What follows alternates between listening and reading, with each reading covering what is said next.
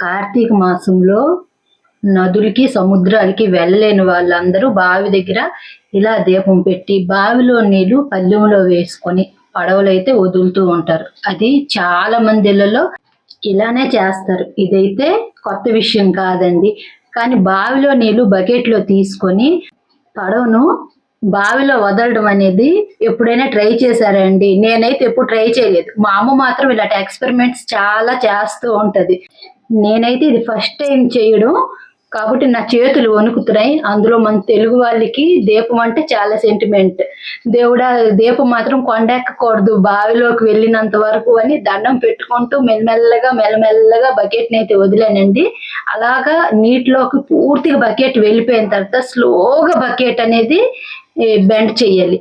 స్పీడ్గా బెండ్ చేసి దీపం కొండెక్కేస్తుంది. అలా కాకుండా స్లోగా అలా బెండ్ చేసేసి ఎప్పుడు పడవ అనేది సైడ్కి వచ్చిందో ఇంకా నా బకెట్ అనేది బయటికి తీసేసాను.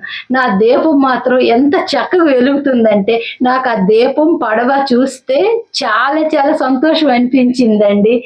ఇలా చేయడం ఫస్ట్ టైం అయినా సక్సీడ్ అయ్యాను.